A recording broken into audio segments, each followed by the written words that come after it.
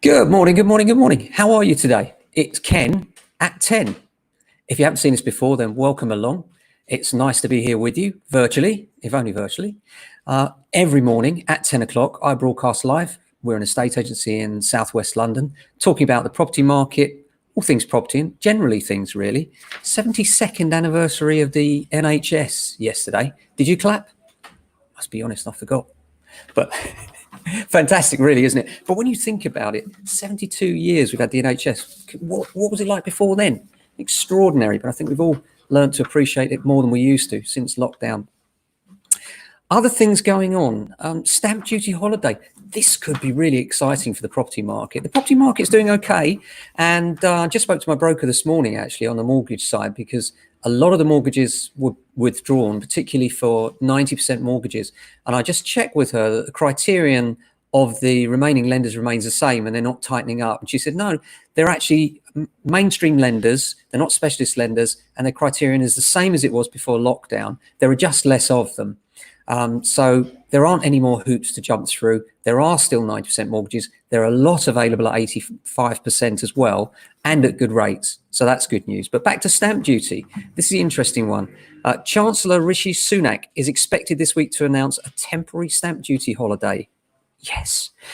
That will set a threshold between 300 and 500,000 in a move which would seek to reignite the housing market in the wake of COVID-19. Paul Johnson, director of the Institute for Fiscal Studies, said there was a good chance that the Chancellor's plans would be effective in the short term. Quote, the housing market is very thin, he said. Anything which gets it moving would potentially help. Much better, and we do agree with this, would be to abolish stamp duty altogether. It's a terrible tax that keeps people stuck in houses. Well, couldn't agree more, but that's not going to happen, isn't it? Realistically. Why?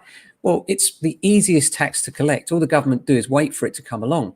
Literally, the solicitors backs it into their accounts on completion of the transaction. There is nothing, no work whatsoever for the government to do. So I think in the medium to long term, we're not going to see stamp duty go away. It's going to be with us. But in the short term, it looks like it's going to lift it. And that will be a massive boost for the housing market and really ignite the market, as he rightly says. So we're excited by that. Generally quite busy here. It's miserable and overcast, actually, here in SW16. Looks like it's going to rain or storm. I don't know, does the garden need it now? It's weird, isn't it?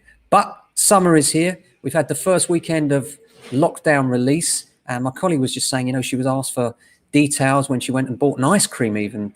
And I thought to myself, well, yeah, I know people are worried about privacy and things, but think about it the other way. You'd want to know if there was a local outbreak, wouldn't you? Earlier or later. So for me, it's information worth giving if it helps us to get through the crisis a little bit quicker.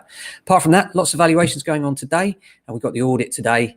ALA requires us to audit our accounts every year, and today's the big day. So the accountants have just arrived.